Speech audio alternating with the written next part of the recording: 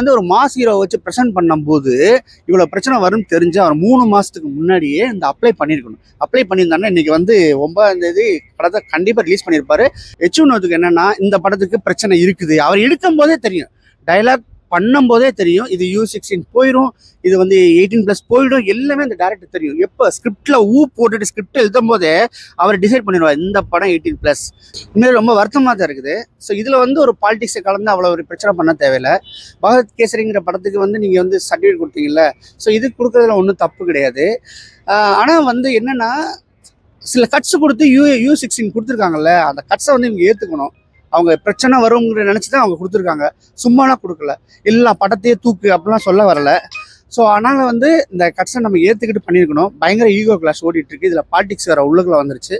எல்லாருமே என்ன நினச்சிட்டு இருக்காங்கன்னா இது ஸ்டேட் கவர்மெண்ட்டோட வேலை நினச்சிட்டு இருக்காங்க. சென்சார் போர்டுக்கும் ஸ்டேட் கவர்மெண்ட்டுக்கும் சத்தியமாக சம்மந்தமே கிடையாது.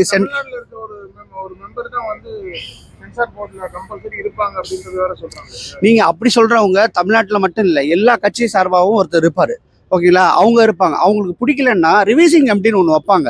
அது கோர்ட்டே வந்து ஒரு 7 பேர் இருக்கும். அந்த 7 பேரில் ஒருத்தர் வந்து படம் சரியில்லைன்னு சொன்னால் என்ன செய்யறது? நான் ஒரு 17 படம் சென்சார் பண்ணியிருக்கேன். அந்த உரிமையில் சொல்கிறேன், எனக்கு சென்சார் போர்டில் நடக்கிற எல்லா விஷயங்களுமே தெரியும். ஒரு ஆடியோ மூட்டு எத்தனை செகண்டுக்கு என்ன பண்ணுவாங்க, ஏது பண்ணுவாங்க, எந்த மாதிரி வார்த்தைகளை பண்ணுவாங்கன்னு இருக்குது. ஸோ இது தெரிஞ்ச எனக்கே வினோத்துக்கு என்னென்னா இந்த படத்துக்கு பிரச்சனை இருக்குது, அவர் எடுக்கும் போதே தெரியும், டைலாக் பண்ணும்போதே தெரியும் இது U16 போயிடும், இது வந்து 18+ போயிடும், எல்லாமே அந்த டேரக்டர் தெரியும். எப்போ ஸ்கிரிப்டில் போட்டுட்டு ஸ்கிரிப்ட் எழுதும் போதே அவர் டிசைட் பண்ணிடுவார் இந்த படம் 18+, இந்த படம் U16 இதெல்லாம் போடுவார். நீங்கள் வந்து ஒரு மாஸ் ஹீரோ வச்சு ப்ரெசென்ட் பண்ணும்போது இவ்வளோ பிரச்சனை வரும்னு தெரிஞ்சு அவர் 3 மாதத்துக்கு முன்னாடியே இந்த அப்ளை பண்ணியிருக்கணும். அப்ளை பண்ணியிருந்தாங்கன்னா இன்னைக்கு வந்து 9ஆம் தேதி படத்தை கண்டிப்பாக ரிலீஸ் பண்ணியிருப்பாரு.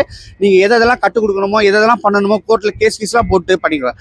நீங்கள் வந்து 9ஆம் தேதி ரிலீஸ்ன்னு சொல்லிட்டு பூஜை போட்ட அன்னைக்கே நீங்கள் டிசைட் பண்ணிட்டீங்க பொங்கல் ரிலீஸ்ன்னு சொல்லிட்டு. ஸோ அந்த இடத்துக்கு நீங்கள் என்ன ப்ரிப்பேர் பண்ணிக்கணும். ஸோ இதில் முழுக்க வினோத்துடைய ஒரு வீக்கான ஒரு என்ன சொல்கிறது ஒரு பெர்ஃபார்ம் வந்து இதில் தெரியுது. அதையும் தாண்டி வந்து பார்த்தீங்கன்னா இதுவே வந்து ஒரு பொலிட்டிக்கல் ஸ்டண்டை உண்டு பண்ணணும், மக்களிடையே வந்து பயங்கரமான ஒரு கேஸை உண்டு பண்ணிட்டு திடீர்னு வரணும் அப்படின்னு சொல்கிற மாதிரி இருக்குது. ஏன்னா ஸ்க்ரீன் பார்த்தீங்கன்னா உங்களுக்கு வந்து 60% வந்து ஜனநாயகனுக்கும் 40% வந்து பராசக்திக்கு கொடுக்குறதா இருந்தாங்க. ஸோ இது உங்களுக்கு பத்தலை, ஏன்னா கலெக்ஷன் எடுக்க முடியல. அதுக்கு மெயினான காரணம் என்னன்னு கேட்டிங்கன்னா இந்த படம் வந்து ஒரு தெலுங்கு படத்தை ரீமேக்குங்கிறது 100% கன்ஃபார்ம். தெலுங்குல அடிச்சு தோச்சிட்டாங்க இந்த படத்தை. எல்லா பேருமே மேக்ஸிமம் இங்கே படம் பார்த்துட்டாங்க. அதனால வந்து இதை கொண்டு போய் தெலுங்குல போட்டாலும் உடனே போய் பார்க்க வேண்டிய சூழ்நிலை யாருக்குமே உருவாகாது. விஜய் படமாக இருந்தாலும் இவங்க என்ன செய்கிறாங்கன்னு கேட்டோன்னா அந்த இதை கொண்டு வரணுங்கிறக்கானே பண்ணிட்டு இருக்காங்க. இவங்க வந்து அதிகபட்சமாக வந்து அந்த ஓப்பனிங்கில் பிஸ்னஸ் பண்ணாங்களா, அதை தவிர அந்த பிஸ்னஸ் போகவே போகாது. 500 கோடி 600 கோடிலாம் தொடவே தொடாது. ஏன் அப்படின்னு கேட்டிங்கன்னா தெலுங்குல இருந்து வர்ற ரெவென்யூ இருக்குல்ல, அது வந்து அடிபட்டு போச்சு. அதுக்கானி வந்து இவங்களுக்கு 100% ஒரு 90% தேட்டரில் ரிலீஸ் பண்ணால் மட்டும்தான் இவங்க ரெவென்யூவை ஜென்ரேட் பண்ண முடியும். இதுல கடைசி படம் ஓட்டு மாதிரி வந்து ஃப்ளாப் போயிடுச்சு அப்படி இப்படின்னு சொன்னோம்னா இவங்க நேமே இறக்கிடுவாங்க அப்படிங்கிறதுக்காண்டி நிறைய ட்ரை பண்ணிட்டு இருக்காங்க தான் சொல்ல முடியும். கலெக்ஷன் கம்மி ஆயிடுச்சு ஆக்சுவலி. எப்போ நீங்கள் வந்து தெலுங்கு படத்தை ரீமேக் பண்ணீங்களோ, தெலுங்கு வந்து பெரிய இண்டஸ்ட்ரி. உதாரணத்துக்கு நம்ம இல்லை 100% ரீமேக் இல்லைன்னு வினோத் வாயாலே சொல்லலை. நீங்க படத்தை பாருங்க தெரியும் சொல்லிட்டாரு. ரெண்டாவது வந்து அந்த படத்தோடைய டைரக்டரும் சொல்லிட்டாரு இந்த படத்தை நான் எப்போ சொல்ல மாட்டேன், படம் வெளியானா 10 நிமிஷத்துல சொல்லிடுறேன் இது ஏன் படமா இல்லையான்னு சொல்லிட்டு அவங்க ஒரு ஹைடிங்ல தான் இருக்காங்கன்னு சொல்லி யாருமே விஜய் சாரும் சரி வினோத்தும் சரி யாருமே வந்து அந்த படத்தோடைய ரீமேக் இல்லைன்னு யாரும் சொல்ல கிடையாது. ஸோ அதை வந்து ஹைடிங்லேயே வச்சுருக்காங்க.